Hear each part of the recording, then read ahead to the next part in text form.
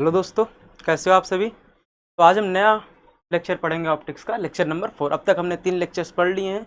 जैसा मैंने बताया था, पहले लेक्चर में हमने इंट्रोडक्शंस देखा था कि फिजिकल ऑप्टिक्स, ज्योमेट्रिकल ऑप्टिक्स ये क्या होते हैं, क्या कंडीशंस होती हैं इनकी।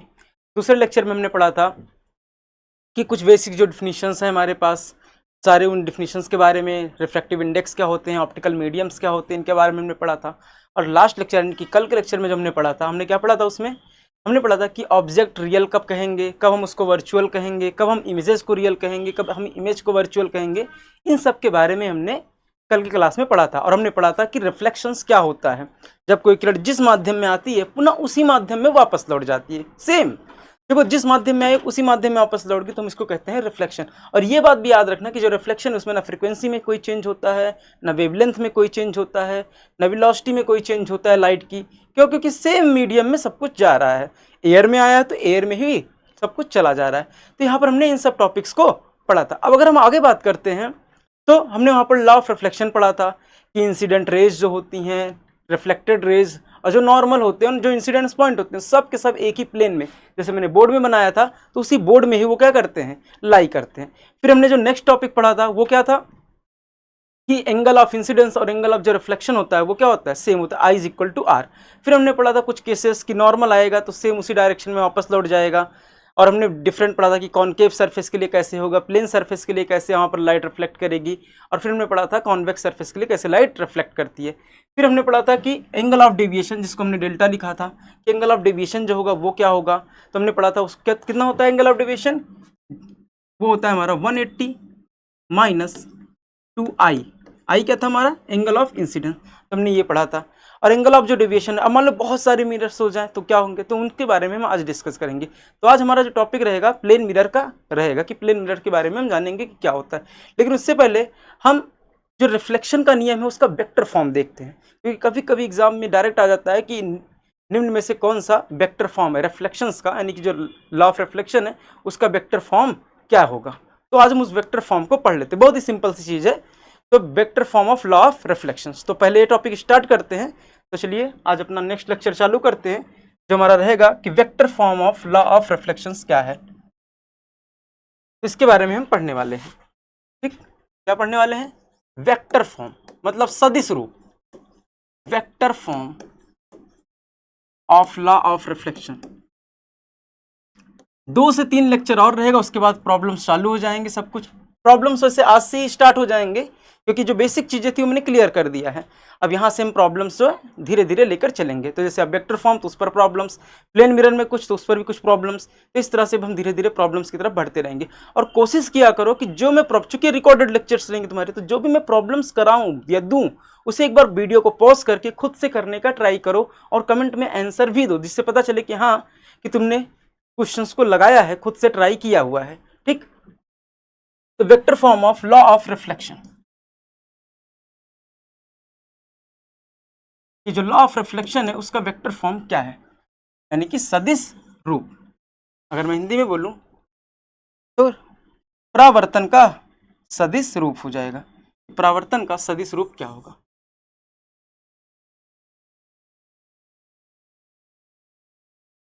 वेक्टर फॉर्म ऑफ रिफ्लेक्शन, सिर्फ not law of reflection, vector form of reflection. तो इसका क्या सदिश रूप के बारे में बात कर रहे हैं, रिफ्लेक्शन, परावर्तन का सदिश रूप, या परावर्तन के नियम का ही सदिश रूप, परावर्तन का सदिश रूप, सदिश रूप। ठीक, जो हमने लॉ पढ़ा है उसी का सदिश रूप क्या होगा वो हम आज यहाँ पर पढ़ेंगे। बहुत ही सिंपल है, बहुत ही इंपॉर्टेंट भी है। ठीक, यहाँ पर देखोगे कैसे वेक्टर फॉर्म क्या हो जाएगा उसका। चलो देखते हैं। ठीक, तो ये पीजीटी में क्वेश्चन आया भी हुआ है, इसलिए बहुत ध्यान से इसको समझना। और यूपी पीसीएस प्री में भी ये शायद आया हुआ है, मुझे कंफर्म नहीं है, बट ये आया हुआ है। ठीक, तो यहाँ पर अगर हम देखते हैं, जैसे मान लो ये हमारा कोई स्मूथ सरफेस है, यानी प्लेन सरफेस है। प्लेन सरफेस ले रहे हैं क्योंकि इजी होता है यहाँ पर परपेंडिकुलर डालना, सब कुछ करना। यानी कि हमारा क्या है, प्लेन सरफेस है, मतलब एकदम स्मूथ है। अब यहाँ पर क्या होगा कि मान लो कोई किरण आई, हम जानते हैं कोई किरण आएगी यहाँ पर, और अगर हम इस पॉइंट पर क्या करें, परपेंडिकुलर ड्रॉ कर दें, इस पॉइंट पर क्या कर दें, परपेंडिकुलर ड्रॉ कर देते हैं। तो हमने इस पॉइंट पर जो है परपेंडिकुलर ड्रॉ कर दिया, मान लो ये हमने इस पर एक लंब ड्रॉ कर दिया, और दूसरी किरण मान लो ये कितने एंगल पर आई, मान लो ये थीटा एंगल पर आई, तो सेम उसी एंगल पर क्या हो जाएगी, किरण हमारी निकल जाएगी, उसी सेम एंगल पर थीटा एंगल पर किरण हमारी क्या हो जाएगी, निकल जाएगी। तो मान लेते हैं ये जो किरण आई है इस दिशा में भाई कोई वेक्टर होगा, तो मान लेते हैं वो जो है एकांक सदिश है E1 कैप, ठीक। और इस दिशा में जो सदिश है मान लेते हैं वो E2 कैप है। ये किस दिशा में है, ये इंसिडेंस वाली डायरेक्शन में है, जो इंसिडेंट रे है, यानी कि आपतित जो किरण है, लिख लेना हिंदी, आपतित किरण है। और जो E2 कैप है वो क्या है, रिफ्लेक्टेड वाली, रिफ्लेक्टेड रे है की डायरेक्शन में जो हमारा है। और ये हमारा क्या है, एन कैफ है, ये हमारा क्या है, एन कैफ है। और मान लेते हैं जो ये प्लेन सतह है ये क्या है, टी कैफ है, ठीक। मतलब एन कैफ मतलब एन मतलब इसलिए हमने लिया है नॉर्मल, तो ये नॉर्मल एकांक सदिश यानी कि अविलंब एकांक सदिश है। और जो टी कैफ है चूंकि इस तरह से है, सतह किस दिशा में, या कह सकते हो कि टेंजेंट का जैसा है, लंब भाई इस पर ये लंब है और ये इस पर लंब है, तो हम इसको मान लेते हैं कि ये टी कैफ है इस दिशा में, सतह की दिशा में। तो क्या क्या चीजें हमने माना है, सबसे पहले उसको लिख लेते हैं। जो E1 कैफ है वो क्या है, यूनिट वेक्टर है, एकांक सदिश है, क्या है, यूनिट वेक्टर एलोंग किसकी दिशा में, इंसिडेंट रे, किसकी दिशा में, इंसिडेंट रे। क्या है ये, एकांक सदिश, एकांक सदिश। तो किसकी दिशा में, आपतित किरण की दिशा में। तो E1 कैप क्या है, एकांक सदिश है आपतित किरण की दिशा में। फिर आते हैं E2 कैप, E2 कैप किसकी दिशा में है, परावर्तन की दिशा में, यानी कि ये भी यूनिट वेक्टर हमने लिया है, यूनिट वेक्टर यानी एकांक सदिश किसकी दिशा में, reflected ray, along reflected ray, reflected ray, ठीक। एकांक सदिश है किसकी दिशा में, रिफ्लेक्टेड रे की दिशा में। फिर उसके बाद अगर हम बात करते हैं जो हमारा एन कैप है वो क्या है, एन कैप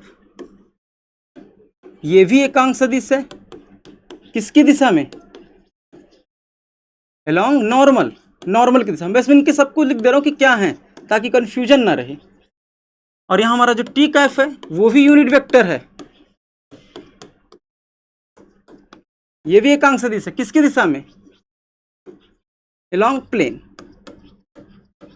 मतलब जो हमारा सरफेस है, जिस दिशा में सरफेस है उसी दिशा में हमने इसको एकांक सदिश ले लिया। तो क्लियर हो गया इतना, ये E1 कैप, यहां से E2 कैप, यहां से नॉर्मल, यहां से टी, ठीक है। तो यहां पर इतना हो गया। अब यहां पर अगर ध्यान से देखो, मैं इसको एक बार दूसरा बना लेता हूं फिर से समझाने के लिए थोड़ा सा, कि यहां पर अगर हम बात कर रहे हैं, ये हमने कहा कि हमारा E1 है,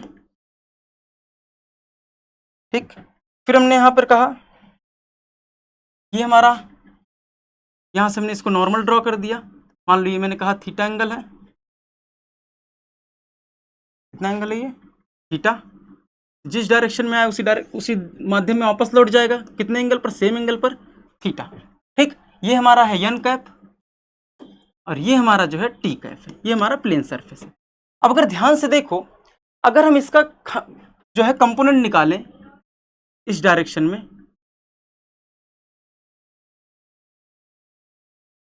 ठीक, अगर हम इसका कंपोनेंट निकालते हैं तो मान लो इस डायरेक्शन में जो हम कंपोनेंट निकाल रहे हैं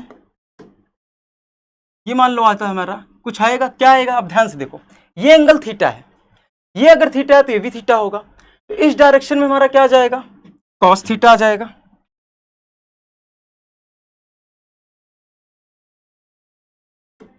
इस डायरेक्शन में आ जाएगा E1 का कॉस थीटा, इस डायरेक्शन में क्या आ जाएगा हमारा, ठीक। तो ये E1 का एक जो कंपोनेंट आएगा इस डायरेक्शन में वो हमारा कॉस थीटा आ जाएगा,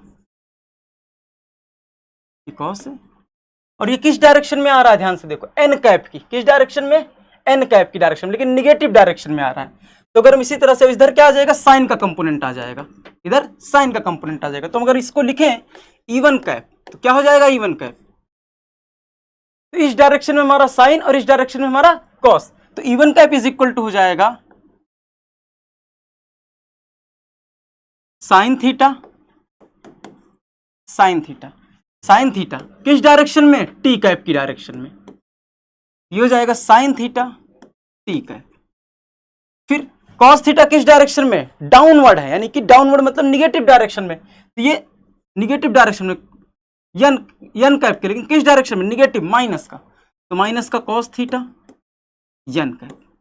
सेम इसी तरह से अगर हम बात करें ई टू कैप, क्या हो जाएगा, अब ई टू कैप के बारे में बात करो, ये अगर हम ई टू कैप की बात करते हैं तो इसका भी दो कंपोनेंट होगा, एक इस डायरेक्शन में और एक इस डायरेक्शन में। सिंपल सा वेक्टर रूल लगा रहे हैं, यानी कि जो वेक्टर रूल का कंपोनेंट होता है।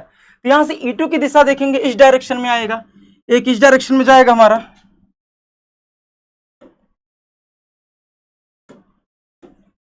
तो यहां से क्या हो जाएगा, इस डायरेक्शन में जो जाएगा वो हो जाएगा कॉस थीटा,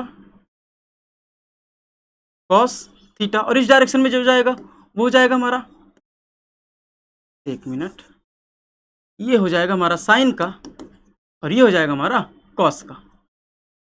तो ध्यान से देखो, साइन भी टी कैप की डायरेक्शन में, कॉस भी एन कैप की डायरेक्शन में, तो दोनों पॉजिटिव यहां पर, तो क्या हो जाएगा हमारा, टी कैप की डायरेक्शन में क्या हो जाएगा हमारा, साइन थीटा टी कैप, और यहां से माइनस का प्लस का कॉस थीटा एन कैप। ठीक, तो देख लो, फिर से एक बार समझ लो सभी लोग, ये इवन कैप, हमने कहा ये थीटा, तो ये एंगल भी थीटा, बस कंपोनेंट कर रहे हैं। तो इवन का जिस डायरेक्शन में थीटा रहता है उधर का कॉस कंपोनेंट, जिसका उसके लंबोत जो रहता है उधर sine component. Same E two जो रहता है, जिस डायरेक्शन में हमारा एंगल रहेगा उधर कॉस कंपोनेंट, तो ई टू का किस एंगल नॉर्मल से बना रहा है इधर, तो कॉस कंपोनेंट इधर हो जाएगा और उसके परपेंडिकुलर साइन कंपोनेंट हो जाएगा। तो ये हमारा आ गया। अगर हम ई टू माइनस ई1 कर देते हैं, मान लो हमारा एक क्वेश्चन फर्स्ट हो गया, ये सेकंड हो गया, क्या कर दे रहे हैं, E two cap minus E one cap. तो अगर हम इसको सब्ट्रैक्ट करेंगे तो कितना आ जाएगा, ये हो जाएगा हमारा 2 cos थीटा, साइन साइन कैंसिल हो जाएगा, 2 cos थीटा एन कैप। मान लेते हैं क्वेश्चन नंबर 3 है। ठीक, तो ये हमने सबसे पहले क्या किया, E1 और E2 को टी कैप और एन कैप में तोड़ा। जैसे एग्जांपल इस तरह से समझो कि जैसे मान लो हमारा एक्स एक्सिस होता है, ये हमारा वाई एक्सिस होता है, और ये हमारा कोई वेक्टर है, मान लो वेक्टर आर। तो अगर वेक्टर आर थीटा कोण बना रहा है, मान लो इस डायरेक्शन में आई कैप है एकांक सदिश, और इस डायरेक्शन में कितना है, जे कैप। तो कैसे तोड़ते हैं इसको, तो जो वेक्टर आर हो जाता है इस डायरेक्शन में, मान लो इसका मैग्नीट्यूड आर है, तो यहाँ से आर का कॉस थीटा हो जाएगा, और यहाँ पर इस डायरेक्शन में आर का साइन थीटा हो जाता है। तो ये हो जाता है आर का कॉस थीटा आई कैप और प्लस आर का साइन थीटा जे कैप। लेकिन यहाँ पर E1 E2 सब क्या है, यूनिट वेक्टर है, तो इनका परिमाण 1 होगा, इसलिए हमने यहाँ पर नहीं लिखा हुआ है, क्योंकि इनका परिमाण कितना हो जाएगा, 1 हो जाएगा। तो हम यहाँ पर अगर बात करते हैं तो E2 cap minus E1 cap इतना आ गया। अब अगर ध्यान से देखो, अगर हम इसको थोड़ा सा बढ़ा देते हैं इस तरह से, भाई माध्यम ना होता, कुछ भी कोई भी ना होता तो इस तरह से चला जाता ये। तो ध्यान से देखो, जो ये हमारा है E1 कैप और ये जो नॉर्मल है, इनके बीच में यही तो एंगल बन रहा है एग्जैक्टली। कितना बन रहा है, 180 माइनस थीटा, 180 माइनस थीटा। तो अगर हम यहां से E1 cap dot N cap निकालते हैं तो क्या आ जाएगा, vector A dot vector B, A B cos theta. यहाँ पर क्या फॉर्मूला यूज कर रहे हैं, vector A dot vector B का फॉर्मूला यूज कर रहे हैं। तो E1 का परिमाण, एन कैप का परिमाण और कॉस थीटा, लेकिन यहाँ थीटा एंगल कितना बन रहा है, 180 माइनस थीटा,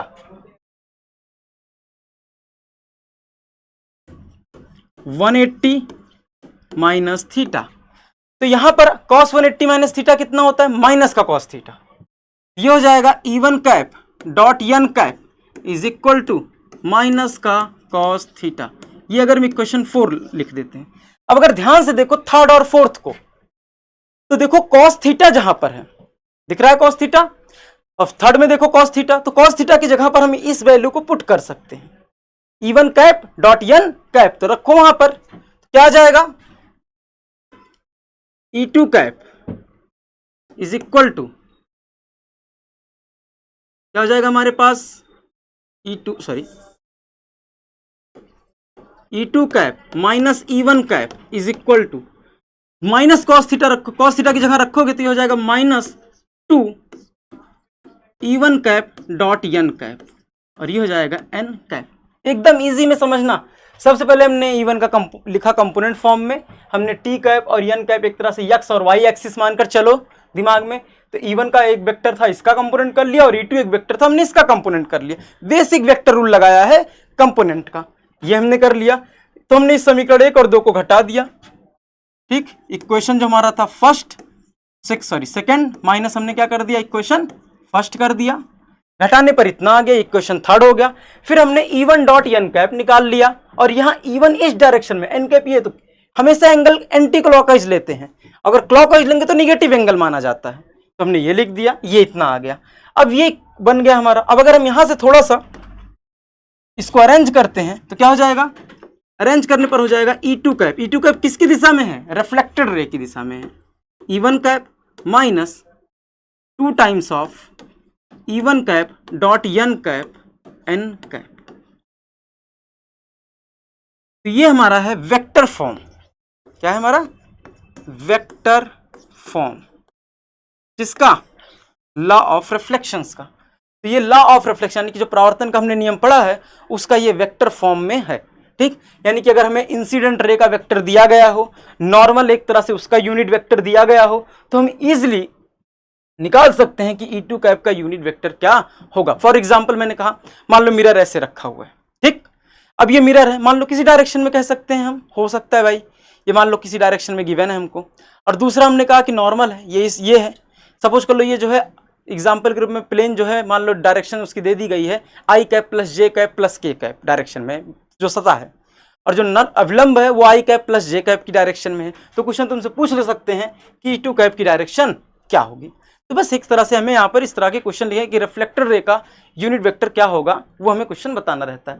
तो जनरल यही पूछा गया था कि जो लॉ ऑफ रिफ्लेक्शन उसका वेक्टर फॉर्म क्या होगा, जहां E1 इंसिडेंट रे की दिशा में, E2 रिफ्लेक्टेड की दिशा में है, और एन कैप हमारा नॉर्मल है। तो ये हमारा है vector form law of reflections का। ठीक, क्लियर हो गया। एक बार फिर से मैं समराइज कर देता हूं, हमने क्या किया, हमने कहा कि जो इंसिडेंट रे उसकी डायरेक्शन में जो है, मान लो यहाँ पर E1 कैप है, इस डायरेक्शन में E2 कैप है, और हमने यहाँ से क्या किया, हमने यहां से इनका दो कंपोनेंट कर लिया, एक कंपोनेंट ये कर दिया और एक कंपोनेंट ये कर दिया। यहां से एंगल थीटा था तो इधर माइनस का कॉस थीटा है, चूंकि डाउनवर्ड, इधर पॉजिटिवली है तो इधर निगेटिव हो जाएगा नीचे की ओर। इस डायरेक्शन को पॉजिटिव माने तो यहाँ पर साइन थीटा टी कैप हो जाएगा। सेम इसका कंपोनेंट कर दिया और उस कंपोनेंट को दो फॉर्म में लिख दिए, इनको दोनों को क्या कर दिए, सब्ट्रैक्ट कर दिए। सब्ट्रैक्ट करने के बाद डॉट प्रोडक्ट निकाल लिए E1 कैप का और एन कैप का, और यहाँ से हमने इसको पुट कर दिया, आंसर आ गया हमारा वेक्टर फॉर्म, एकदम ईजी फॉर्म में आ गया। तो एक वेक्टर फॉर्म, बस तुम्हें ये फॉर्मूला रिमेंबर रखना है कि हाँ E2 cap equal to E1 cap minus 2 E1 cap dot N cap into N cap है। E1 कैप किसकी डायरेक्शन में है, एकांक सदिश है, किसकी डायरेक्शन में, देखो मैंने यहाँ बता दिया है, एकांक सदिश है आपतित किरण की दिशा में, E2 कैप परावर्तित किरण की दिशा में, एन कैप अविलंब की दिशा में है, और टी कैप जो सतह है उसकी दिशा में एकांक सदिश है। तो टी कैप का कहीं यूज भी नहीं हुआ, वो कैंसिल आउट हो गया है। ठीक, तो हमें बस तीन डायरेक्शन रखनी है, एन कैप, E1 कैप और E2 कैप, इसी फॉर्म में हमारा ये आ जाएगा। ठीक, आई थिंक इतना क्लियर हो गया। अब हम आते हैं नेक्स्ट अपना प्लेन मिरर पर। ठीक, ये वेक्टर फॉर्म है, यहां पर इसको ध्यान रखना। अगर मान लो एक प्रॉब्लम की बात कर लें, मान लो अगर हम एक प्रॉब्लम ले लें इस पर, ठीक, if the unit vector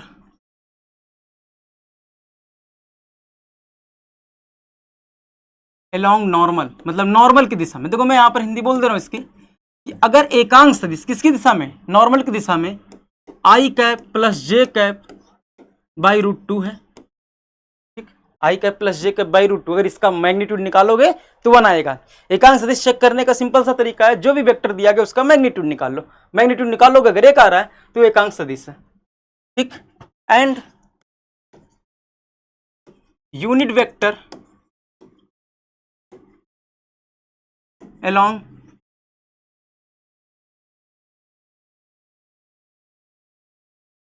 incident ray is I cap plus J cap minus के कैप बाई रूट 3, मान लो ये गिवन है। ठीक, आई कैप अगर इसका निकालोगे तो अंडर रूट करोगे 1 1 1 3 रूट 3 आ जाएगा, रूट थ्री कैंसिल हो जाएंगे, इसका मतलब इसका जो मैग्नीट्यूड है 1 होगा। ठीक, इज दिस देन फाइंड, अब ये क्वेश्चन इसको पॉज करके यूज कर सकते हो, लगा सकते हो, देखो क्या आंसर आएगा। Then find the unit vector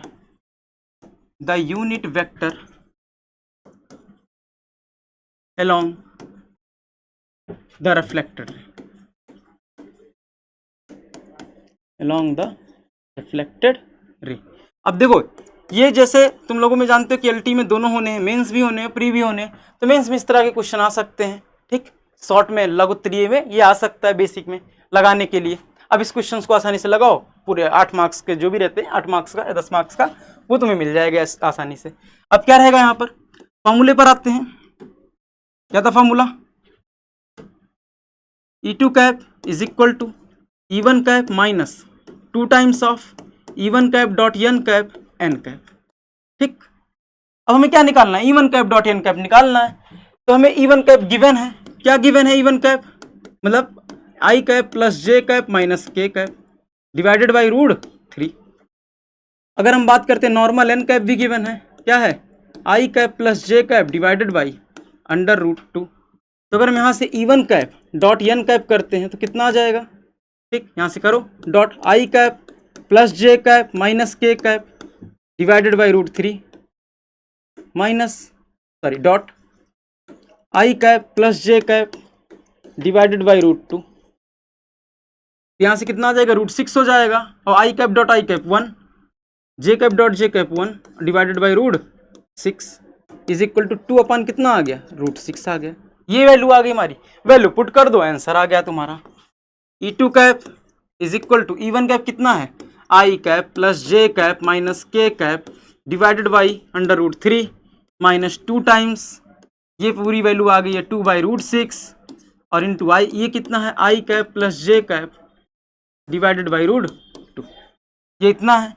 अगर यहाँ से मल्टीप्लाई करते हैं तो यहाँ से हो जाएगा कितना, 12 2√3, तो हो जाएगा I cap plus J cap minus K cap upon √3 minus, ये हो जाएगा कितना, 2 से 2 कैंसिल हो जाएगा, मतलब अगर मैं कर दूँ यहाँ 4 हो जाएगा, ये हो जाएगा 2√3 और ये हो जाएगा I cap plus J cap, multiply करते 4 6 दूनी 12 हो गया, और 12 क्या लिख सकते हो 4 × 3, तो ये हो जाएगा 2√3 और यहाँ से हमने वैल्यू रख दी तो 4 आ गया दिस। अब यहाँ पर इसको सिंप्लीफाई कर लो, बस आंसर हो जाएगा। अगर हम इसको करेंगे तो ये 2 हो जाएगा, ठीक। तो अगर हम नेक्स्ट पेज पर कर लें, यहीं पर कर देते हैं, बेसिक है। क्या आ जाएगा हमारा, देखो √3 कॉमन हो जाएगा, I कैप यहाँ से सॉल्व करोगे तो 1/√3 कॉमन, अगर यहाँ से सॉल्व करोगे तो 2 में से I गया, माइनस का I आ जाएगा, माइनस का I कैप, फिर यहाँ से 2 रहेगा, J आ जाएगा तो माइनस का J कैप, और यहाँ से माइनस K है ही तो माइनस का K कैप, यानी कि माइनस साइन के साथ -1/√3 I cap plus J cap plus K cap, यही हमारा क्या हो जाएगा, आंसर हो जाएगा, ठीक। यहाँ से ये हमने इतना निकाल लिया था और फिर हमने यहाँ पर इसकी वैल्यू पुट कर दी, ये हमारा किसकी डायरेक्शन आ गया, रिफ्लेक्टेड रे की। अब ये कैसे क्वेश्चन आ सकते हैं, मैंने बोला है जैसे यहाँ पर फॉर्मूले में पूछा जाएगा, तो प्री में तुम्हारा जैसे जो भी रहेगा वेक्टर फॉर्म डायरेक्ट पूछ सकते हैं, और अगर वैसे पूछा जाएगा तो इस तरह से पूछ सकते हैं कि कितना आएगा। तो आई थिंक इतना क्लियर है कि क्या क्या चीजें हो सकती हैं। तो यहाँ पर इसको समझ लिए हो तो आगे बढ़ते हैं अब हम, ठीक, नेक्स्ट चलते हैं। अब आते हैं प्लेन मिरर पर। प्लेन मिरर पर, ठीक, तो याद रखना ये बहुत ही इंपॉर्टेंट है, इसको ध्यान में रखना। एक मैंने हमारा जो फॉर्मूला बताए हैं, ये E2 cap is equal to E1 cap minus 2 E1 cap N cap dot, फिर यहाँ से N कैप है, और यहाँ पर हमने एक प्रॉब्लम भी बता दिया कि ये जो डायरेक्शन था ये नॉर्मल का था, यूनिट वेक्टर था, हमने यहाँ से इसलिए यूनिट वेक्टर ही ले लिया है I cap plus J cap by √2। यहाँ पर हमने ए भी यूनिट वेक्टर लिया, अगर इसका मैग्नीट्यूड निकालोगे कितना हो जाएगा, I कैप 1 + 1 + 1, ये √3 है ही, कितना हो जाएगा यहाँ से √3 बाई √3 कैंसिल हो जाएगा, 1 आ जाएगा, ठीक। हमने यहाँ से E1 cap dot N cap निकाल लिया, यहाँ पर ये आ जाएगा 1, यहाँ से 1 1 1 2 2/√6 आ गया, फिर हमने यहाँ से 2/√6 रख दिया, 2 रख दिया और यहाँ से मल्टीप्लाई कर लिया तो 2 से 2 कैंसिल हो गया, 2/√3 आ गया, फिर यहाँ से -2 I कैप था, I कैप था माइनस I कैप हो गया, 2 J कैप था, J कैप था माइनस J कैप हो गया। इस तरह से हम लगा सकते हैं कि हमारे क्या क्या चीजें यहाँ पर आएंगी, ठीक। तो ये था इतना। अब हम आते हैं प्लेन मिरर पर। तो यहाँ पर अगर हम बात करें प्लेन मिरर, तो चूंकि यहाँ पर एक क्या रहेगा, पॉलिश्ड कर देते हैं, यहाँ पर हम क्या कर देते हैं, पॉलिश कर देते हैं। तो ये अगर हमने एक सतह को पॉलिश कर दिया, इसको हमने क्या कर दिया, पॉलिश्ड कर दिया, तो यही हमारा कहलाता है प्लेन मिरर। Plane mirror. तो अगर इस सतह को हमने पॉलिश कर दिया है तो इस सतह को, अगर एक सतह को पॉलिश यानी कि एक प्लेन सतह लो, एक प्लेन सरफेस लो, समतल सतह लो और उसके एक तरफ पॉलिश कर दो, पॉलिश करने पर जो हमें प्राप्त होता है उसी को हम बोलते हैं प्लेन मिरर यानी कि समतल दर्पण। क्या बोलते हैं उसको हिंदी में? समतल दर्पण।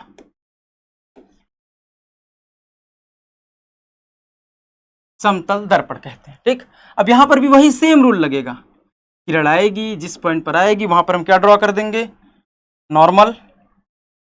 वहां पर हम नॉर्मल ड्रॉ कर देंगे और जितने एंगल पर ये आई है उसी एंगल पर, यहां से अगर थीटा है, जो रिफ्लेक्टेड है हमारी रहेगी, ठीक, जो हमारी रिफ्लेक्टेड रहेगी वो भी उसी डायरेक्शन में क्या हो जाएगी? निकल जाएगी। ठीक, सेम उसी डायरेक्शन में, जिस डायरेक्शन में, मतलब जिस माध्यम में, नॉट डायरेक्शन, जिस माध्यम में आएगी किरण उसी माध्यम में वो वापस लौट जाएगी। तो यहाँ पर भी लॉ ऑफ रिफ्लेक्शन सेम है कि अगर जो आपतन कोण थीटा है तो परावर्तन कोण भी क्या हो जाएगा? थीटा हो जाएगा। सेम टू सेम यहाँ पर भी चीजें हैं। अब हम यहाँ पर पढ़ना है हमको कि प्लेन मिरर में इमेजेस कैसे फॉर्म होते हैं। तो हम यहाँ पर बात करते हैं कि इमेज फॉर्मेशन। ठीक, यहाँ पर इमेज कैसे फॉर्म होंगे, क्या क्या रहेंगे वहां पर, इनके बारे में हम नेक्स्ट पढ़ने वाले हैं।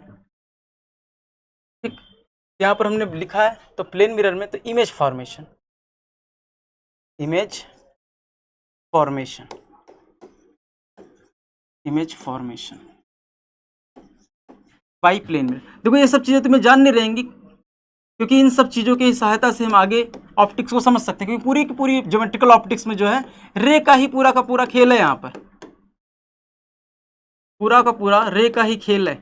अगर रे के डायरेक्शंस को समझ गए, वो कैसे जा रही है, कहाँ पर इमेज बन रहा है, तो हम सब कुछ समझ जाएंगे। तो इमेज फॉर्मेशन यानी कि प्रतिबिंब बनाने का एक तरह से तरीका क्या है, क्या नियम है, यहाँ पर कैसे बनेंगे, तो हम यहाँ पर उसको देखते हैं। देखो, अब अगर मान लो हमारे पास ये मिरर है, ठीक, और यहाँ पर हमारे पास एक ऑब्जेक्ट है, और ये कैसा ऑब्जेक्ट है? पॉइंट। ये हमारा जो ऑब्जेक्ट है पॉइंट, पॉइंट मतलब एक बिंदुवत ऑब्जेक्ट है, पॉइंट ऑब्जेक्ट है। मान लो हमारे पास है पॉइंट ऑब्जेक्ट। अब क्या करेंगे हम यहाँ पर, इस पॉइंट ऑब्जेक्ट से जो होगा हम कैसी किरण डालेंगे?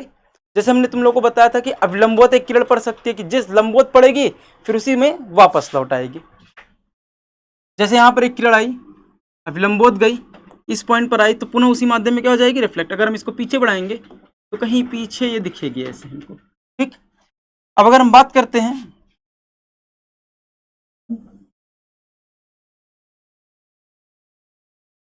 यहाँ से, ये मान लो लड़ाई, और यहाँ से जो होगी पीछे की ओर अगर हम करते हैं इसको, ये कुछ पीछे की ओर इस तरह से हमें दिखेगी।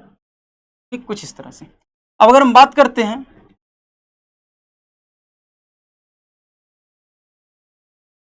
कि यहाँ पर जो है इमेज का फॉर्मेशन कैसे हो रहा है, तो हम इसके बारे में अगर डिस्कस करें कि किस तरह से प्रतिबिंब बन रहे हैं हमारे पास, तो हमने कहा कि ये प्लेन मिरर है तो पहली किरण क्या डाल देंगे? लंबवत।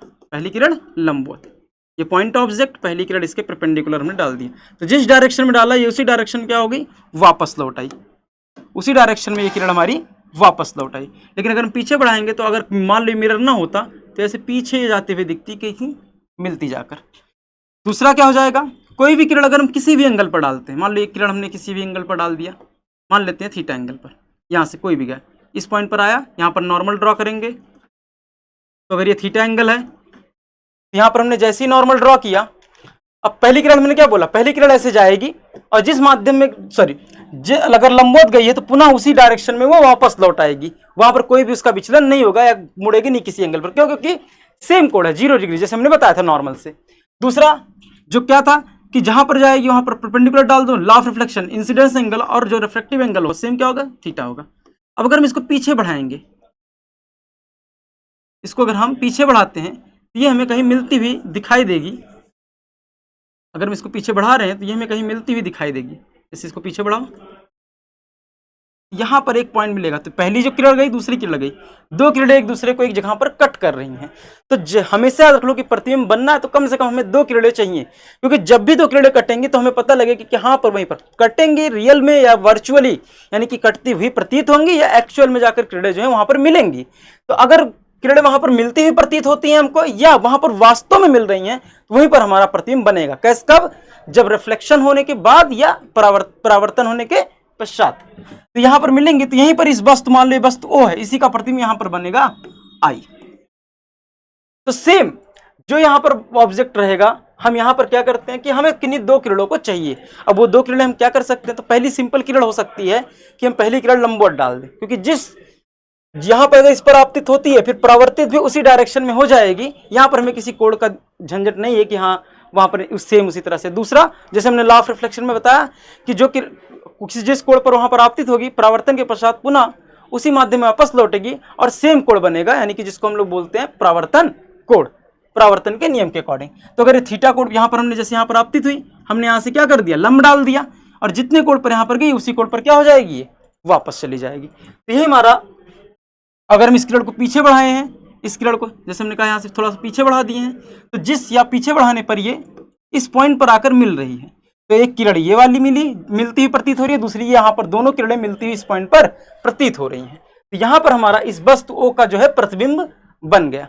तो किसी भी वस्तु का अगर हमें प्रतिबिंब बनाना है तो हमें कम से कम दो किरणें चाहिए। अब तुम दो किरणें कैसे भी यूज कर सकते हो, जैसे यहाँ पर अगर हमने कहा कि चलो लंबवत नहीं यूज करना है हमको, मान लो हमने कहा यह ऑब्जेक्ट है, तो मान लो इस ऑब्जेक्ट से एक किरण इधर गई, फिर क्या करोगे, लंब डालोगे, जितने कोण पर आई उतनी कोण पर यहाँ से क्या हो जाएगी, परावर्तित हो जाएगी। फिर ठीक दूसरा, फिर यहाँ पर डालोगे, फिर यहाँ से लंब डालोगे, मान लो थीटा कोण पर आई, पुनः उसी डायरेक्शन में क्या हो जाएगी, इस तरह से थीटा कोण पर ही परावर्तित हो जाएंगी। अब अगर इन दोनों किरणों को हम पीछे बढ़ाएंगे, इन दोनों किरणों को अगर हम पीछे बढ़ा रहे हैं, तो यहाँ पर ये कहीं पर काटेंगे, तो यहाँ पर जितनी दूरी दर्पण से उस वस्तु की होगी उतनी ही सेम दूरी यहाँ पर उस प्रतिबिंब की भी होगी। तो अगर ये d दूरी पर है दर्पण से वस्तु, तो प्रतिबिंब भी कितनी दूरी पर होगा, d ही दूरी पर प्रतिबिंब हमारा बनेगा। तो यहाँ पर, जैसे यहाँ पर भी अगर ये जो है d दूरी पर है, तो जो वस्तु का जो प्रतिबिंब भी बना वो भी कितनी दूरी पर होगा, d। यानी कि समतल दर्पण में जो प्रतिबिंब या जो भी वस्तु का प्रतिबिंब बनता है, तो वस्तु दर्पण से जितनी दूरी पर होता है उसका प्रतिबिंब भी दर्पण से उतनी ही दूरी पर होता है। तो जैसे ये हमने कहा कि जैसे यहाँ पर हमने यहाँ पर दो किरणें लिया है, जैसे ये पहली किरण थी रे नंबर फर्स्ट और ये रे नंबर सेकंड, सेम यहाँ पर भी हमने दो किरणें लिया है, देखो पहली किरण और ये दूसरी किरण। तो पहली किरण ये गई वस्तु से, ये हमारा वस्तु था O मान लो, और दूसरी किरण यहाँ पर जो दोनों पीछे बढ़ाए जाने पर जो मिल रही हैं, किरणें ऐसे गई और यहाँ पर आपतित हुई, आपतित होने के बाद क्या होगी, परावर्तित होगी, जितने कोण पर आपतित हुई अभिलंब से उतने कोण पर परावर्तित होगी। लेकिन अगर हम इनको पीछे बढ़ा रहे हैं तो पीछे इस बिंदु पर जो है मिलती हुई प्रतीत हो रही हैं। तो यहाँ पर किरणें क्या हो रही हैं, एक्चुअली मिलती हुई प्रतीत हो रही है। मैंने बताया था कि जब भी किरणें वास्तव में न मिलकर मिलती हुई प्रतीत होती हैं परावर्तन या अपवर्तन के पश्चात, तो वहां पर जो प्रतिबिंब बनता है उसको हम बोलते हैं वर्चुअल। ऐसा वर्चुअल, आभासी। यानी कि दर्पण में, समतल दर्पण में हमेशा जो प्रतिबिंब बनेगा वो कैसा रहेगा, आभासी रहेगा। और चूंकि जो वस्तु है यहां पर, उससे जो है किरण जो है निकल रही है, यहां से किरण क्या हो रही है, निकल रही है, यहां पर जो किरण हो रही है निकल रही है। तो मैंने बोला था जब किसी वस्तु किरण में निकलती है, मैं वैसे मैंने बोला कैसे देख पा रहे हो, मुझसे किरण निकल रही है, तुम्हारी आंखों पर पड़ रही है, वहां से रेटिना पर इमेज बन रहा है और हमें दिखाई देती है। तो जब किसी से किरण निकलती है, उससे बाहर की ओर जाती है, वही हमारा वस्तु जो होता है रियल होता है। यहाँ पर ये हमारा रियल ऑब्जेक्ट है। कैसा ऑब्जेक्ट है, रियल, वास्तविक वस्तु है। तो ये हमारी वास्तविक वस्तु है, और चूंकि यहाँ पर किरणें मिलती हुई लग रही हैं, और तो ये हमारा जो हो जाएगा वर्चुअल यानी कि आभासी प्रतिबिंब बनेगा। और यहाँ पर क्या है कि जितना वस्तु दर्पण से दूर होगा प्रतिबिंब भी उतना ही दूरी पर बनेगा। तो अगर ये d दूरी पर है वस्तु, तो प्रतिबिंब इसका कितनी दूरी पर बनेगा, d ही दूरी पर बनेगा। तो यहां पर अगर हम बात करते हैं तो ये हमारा इमेज फॉर्मेशन है। तो इमेज फॉर्मेशन के लिए हमें कितने किरणों की चाहिए, दो किरणों की। हम कह सकते हैं कि पहला किरण हमने अभिलंबवत डाल दिया, अभिलंबवत किरण डाल दिया, अभिलंबवत यानी कि अलोंग नॉर्मल, नॉर्मल की दिशा में। और दूसरा किरण हमने कैसे डाल दिया है, at any angle, at any angle. तो इन दोनों किरणों के माध्यम से हम अपने प्रतिबिंब को आसानी से बना सकते हैं। तो पहला मैंने इस पिक्चर में दिखा दिया कि एक किरण हमारी अभिलंबवत है और दूसरी किरण हमारी किसी कोण पर डाली गई है, तो भी हमारा प्रतिबिंब यहाँ बना। और अगर उन दोनों किरणों को किसी कोण पर डाल देते हैं तो भी पीछे बढ़ाए जाने पर उस जिस पॉइंट पर आकर वो काटेंगे वहां पर हमारा प्रतिबिंब बनेगा, और जितनी दूरी पर वस्तु उतनी दूरी पर प्रतिबिंब भी बनेगा। प्रतिबिंब कैसा रहेगा हमारा? आभासी रहेगा। ठीक, तो यानी कि समतल दर्पण द्वारा जो भी प्रतिबिंब बनता है वो क्या होता है? हमारा आभासी प्रतिबिंब होता है, वर्चुअल इमेज होता है। तो हमें क्या पता चला कि प्लेन मिरर क्या हमेशा आभासी बनेगा? नहीं, रियल भी बन सकता है, लेकिन अगर वस्तु वर्चुअल होगी तब। तो plane mirror always forms virtual image, यानी कि प्लेन मिरर जो है हमेशा किस तरह के प्रतिबिंब बनाता है? वर्चुअल प्रतिबिंब बनाता है ऑफ रियल ऑब्जेक्ट। किस ऑब्जेक्ट का? रियल। यानी कि अगर वस्तु वास्तविक है, जैसे हम तुम, तो जो हम तुम अपना दर्पण में यानी कि शीशे में अपना चेहरा देखते हैं, जो भी अपने देखते हैं वहां पर प्रतिबिंब, वो आभासी ही होता है। यानी ऐसा प्रतिबिंब जिसको हम पर्दे पर नहीं उतार सकते हैं, ठीक, हम उसको स्क्रीन पर नहीं ला सकते हैं, इसलिए उस प्रतिबिंब को हम बोलते हैं आभासी। तो यहाँ पर प्लेन मिरर, अगर हम जो भी हम लोग रियल है, तो हम जब भी दर्पण में खुद को देखते हैं तो वो जो प्रतिबिंब बनाता है वो कैसा रहता है? वर्चुअल रहता है। किस ऑब्जेक्ट का? रियल ऑब्जेक्ट का। और अगर वो आभासी है तो रियल इमेज बन जाएगा। ठीक, तो ये हमारा इमेज फॉर्मेशन हो गया प्लेन मिरर के द्वारा। तो अगर मान लो यहाँ पर पॉइंट ऑब्जेक्ट था, अगर मान लो कुछ बड़ा साइज का ऑब्जेक्ट हो तो कैसे उसका बनाएंगे? जैसे हमने कहा ये मान लो मिरर है। ये सब बेसिक चीजें हैं, क्योंकि बहुत सारे मिरर के क्वेश्चन जब भी पढ़ोगे तो हमें रे की डायरेक्शन बहुत ही इंपॉर्टेंट रहेगी वहां पर। तो मान लो हमारे पास ये एक ऑब्जेक्ट है, ठीक, और यहां पर अब मुझे इसका इमेज बनाना है। तो देखो यहां पर इमेज बनाने के लिए हम क्या करते हैं? दो किरणें यहां से हैं, तो इसका जो पॉइंट है, यानी कि जो यहां पर मान लो ए बी है ऑब्जेक्ट, तो जो इसका पॉइंट है ये अपर और लोअर, इन्हीं दो पॉइंट्स को ले लेते हैं और हम इमेज फॉर्म कर देते हैं, यानी कि पॉइंट ऑब्जेक्ट की तरह इसको ट्रीट करते हैं। जैसे मैंने कहा यहाँ से बनाना है, तो पहला तो हमारा क्या हो जाएगा? हम लंबवत किरण डाल सकते हैं इस तरह से, तो उसी डायरेक्शन में वापस लौट जाएगा। पीछे बढ़ाओगे तो कहीं पर ऐसे मिलते हुए लगेगा आगे की ओर। अगर मिरर ना होता तो ऐसी किरण निकल जाती। दूसरा किसी एंगल पर कर सकते हैं, मान लो यहाँ पर किए, फिर यहाँ पर क्या डाल दोगे? नॉर्मल। फिर जिस एंगल पर आई थी उसी एंगल पर यहाँ पर परावर्तित हो जाएगी थीटा, तो ये भी थीटा। पीछे बढ़ाओगे तो यहाँ पर कहीं पर ये मिलेगी, ठीक, पीछे बढ़ाने पर ये कहीं पर मिलेगी। तो मान लो यहाँ पर ये मिली, तो मान लो ए बिंदु जो ए है उसका प्रतिबिंब बना ए प्राइम। सेम लोअर वाला हिस्सा लो, फिर यहाँ पर वही करो, इससे यहाँ से लंब डाल दो, यानी कि अभिलंबोत किरण आपतित कर दो, तो पुनः उसी माध्यम में क्या हो जाएगी? वापस लौट जाएगी सेम डायरेक्शन में। अगर हम इसको पीछे बढ़ाते हैं तो इस तरह से पीछे दिखती है, कहीं पर रहेगी, ठीक। दूसरा क्या हो जाएगा? यहाँ से कहीं पर इस पर डाल दो, जिस एंगल पर ये जाएगी, मान लो अगर हमने थीटा एंगल पर यहाँ पर किया है, तो उसी माध्यम में उसी सेम एंगल पर, क्योंकि आपतन कोण परावर्तन कोण क्या होते हैं? बराबर होते हैं, तो निकल जाएगी। फिर पीछे यहाँ पर कहीं बढ़ाएंगे तो कहीं पर ये मिलती हुई इस तरह से लगेगी। तो जहां पर ये कट कर रहे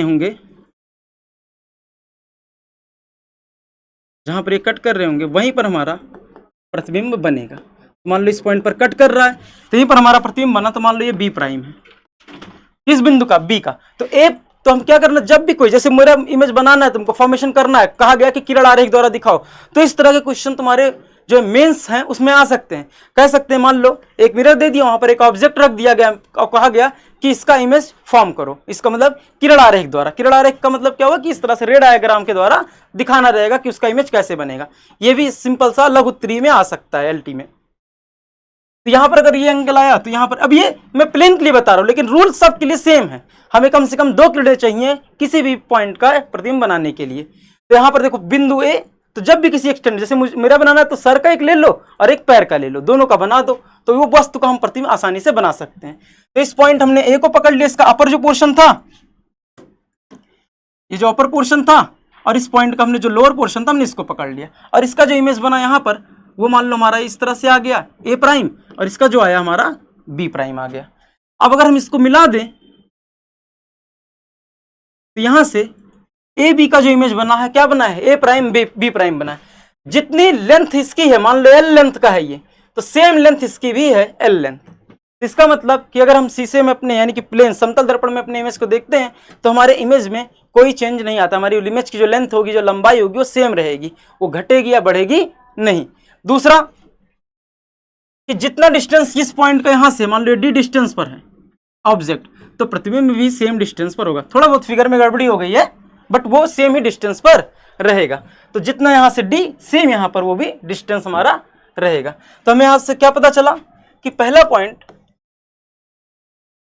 कि द डिस्टेंस ऑफ ऑब्जेक्ट, यानी कि जो ऑब्जेक्ट का distance, the distance of object, next line में लिख देता हूं इसको। तो आई थिंक ये इमेज का फॉर्मेशन क्लियर हो गया है। तो हमें यहां से दो बातें पता चली कि जो वस्तु की दूरी है दर्पण से, जो प्रतिबिंब की दूरी है दर्पण से, वो सेम रहेगी। जो वस्तु की लेंथ है, लंबाई है, वो भी क्या रहेगा, सेम रहेगा, उसमें कोई चेंजेस नहीं आएगी। तीसरा पॉइंट हमें क्या पता चला कि जो इमेज बन रहा है वो सदैव आभासी बन रहा है, सीधा बन रहा है, इरेक्ट है, ठीक, आभासी और सीधा बन रहा है। तो यहां पर हमें ये तीन बातें पता चली हैं। तो यहां पर अगर हम लिखें इसको, तो हमें पहला पॉइंट क्या पता चला, पहला पॉइंट पता चला हमें कि the distance of object, the distance of object मतलब वस्तु की दूरी कहां से, दर्पण से, from plane mirror, from plane mirror is same, the distance of object from plane mirror is same as the distance of image, distance of image from mirror। तो समतल दर्पण से जितनी दूरी हमारी वस्तु की होगी, सेम हमारी जो दूरी होगी वो किसकी रहेगी, प्रतिबिंब की रहेगी।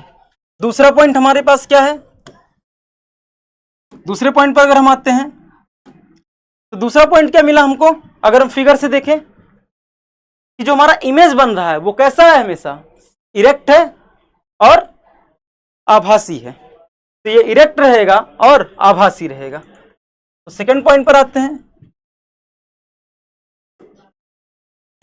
इमेज ऑलवेज, यानी जो प्रतिबिंब बनेगा सदैव क्या रहेगा, इरेक्ट रहेगा, मतलब सीधा, इरेक्ट को बोलते हैं हम लोग सीधा, सीधा बनेगा और वर्चुअल रहेगा। लेकिन ध्यान रखना समतल दर्पण के लिए है ये सारी केसेस, वर्चुअल रहेगा, आभासी रहेगा, ठीक। तो पहला पॉइंट कि जो दूरी रहेगी वो सेम रहेगी।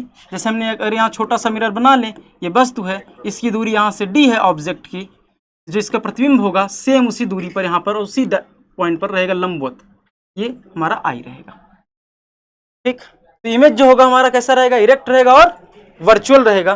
और थर्ड पॉइंट हमें पता चला कि जो लेंथ रहेगी ऑब्जेक्ट की, लेंथ यानी कि लंबाई, जो हमारी ऑब्जेक्ट की लेंथ है वो और इमेज की जो लेंथ है वो दोनों सेम रहेगी, ठीक। तो यहां पर लिखते हैं लेंथ ऑफ ऑब्जेक्ट जो है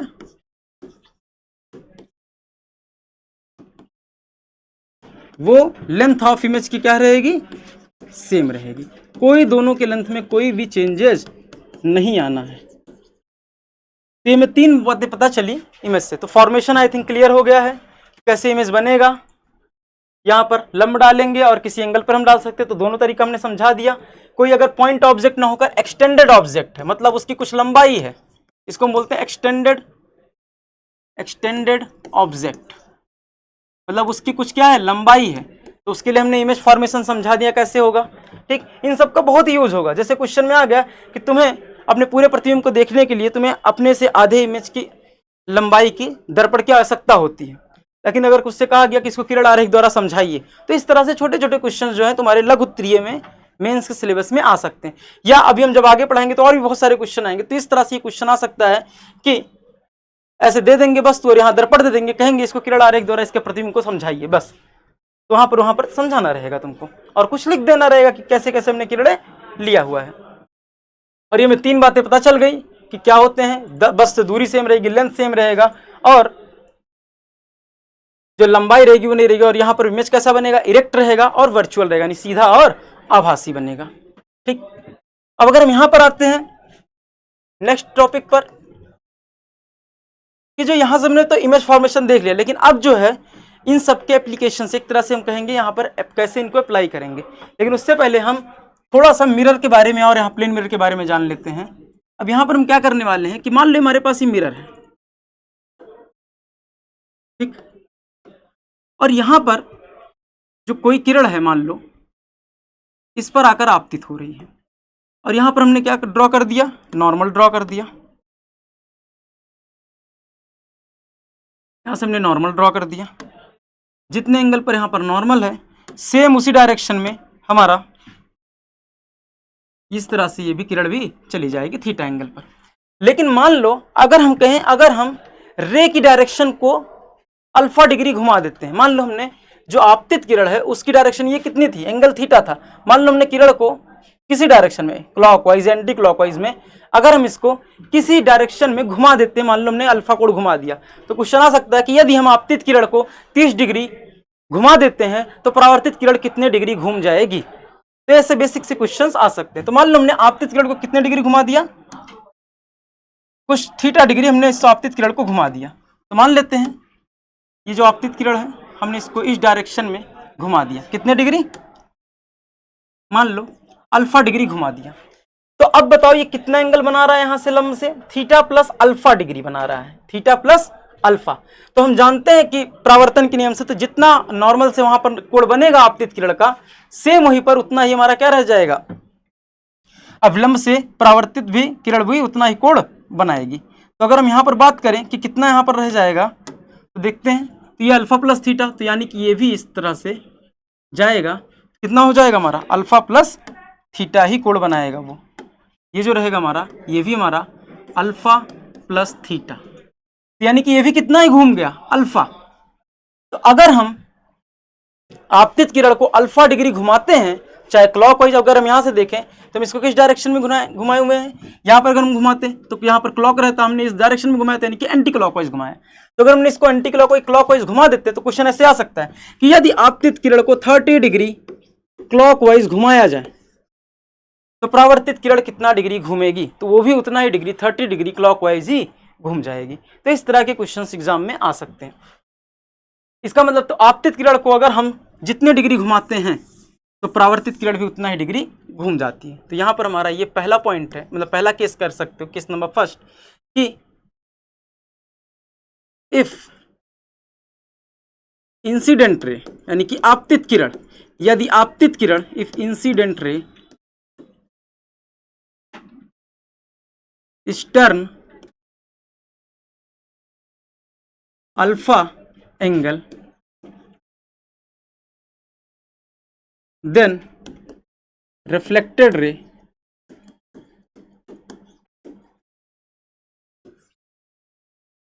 also turn the same angle in the same direction,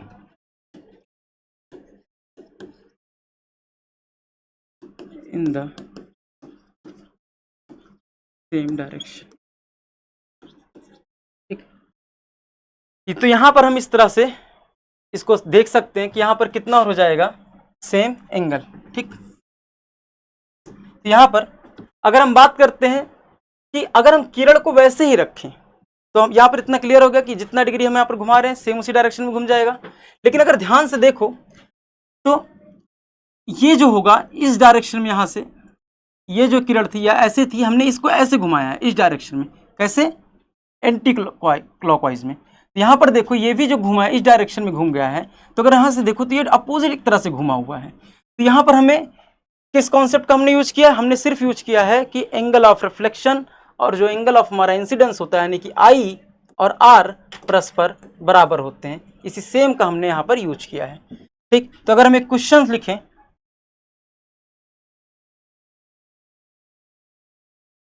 if incident रे, अगर हम एक प्रॉब्लम लेते हैं,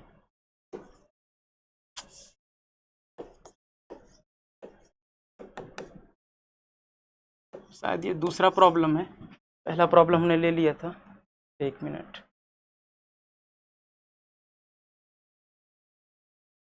ठीक, हाँ, वेक्टर फॉर्म में एक प्रॉब्लम ले लिया गया था। तो ये प्रॉब्लम नंबर इसको फर्स्ट कर दिए थे, किए थे। ये प्रॉब्लम नंबर सेकंड है,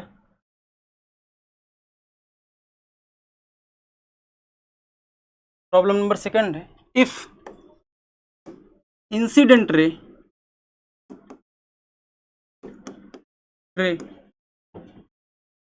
turn 30 degree then reflected ray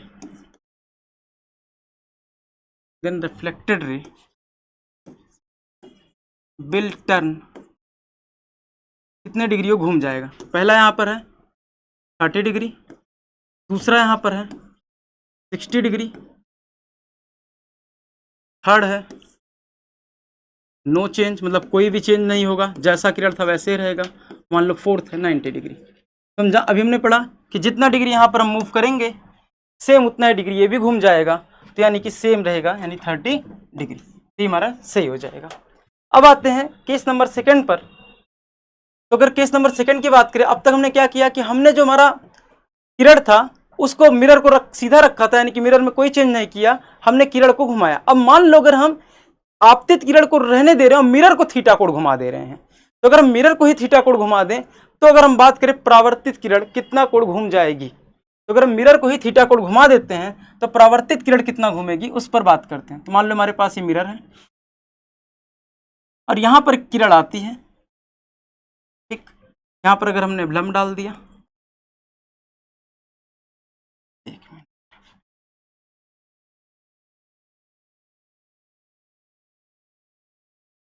यहां पर ये आपतित किरण आई और यहां से हमने इस पर अभिलंब डाल दिया। मान लो ये एंगल जो हमारा है थीटा है और सेम इसी डायरेक्शन में परावर्तित किरण हमारी निकल जाएगी थीटा एंगल पर। ठीक, बेसिक सा लॉ ऑफ रिफ्लेक्शन। अब अगर मान लो यहां पर जो मिरर है, यानी कि जो हमारा प्लेन मिरर है, समतल दर्पण है, जो हमारा समतल दर्पण है, इसको हम कुछ कोण घुमा देते हैं। कितना कोण? तो मान लो हमने इसको किसी एंगल पर मूव करा दिया, तो कितना कोण मान लो घुमा देते हैं, इस तरह से हमने इस दर्पण को इस थोड़ा सा मूव करा दिया, ये हमारा दर्पण इस डायरेक्शन में चला गया। ठीक, मैं दूसरा कलर ले लूँ।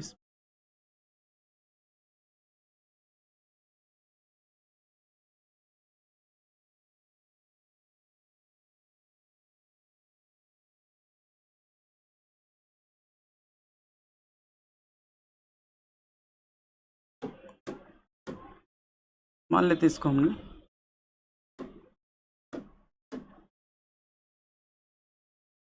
हमने इसको जो है किसी कोण पर घुमा दिया, मान लेते हैं अल्फा एंगल पर हमने इसको मूव करा दिया।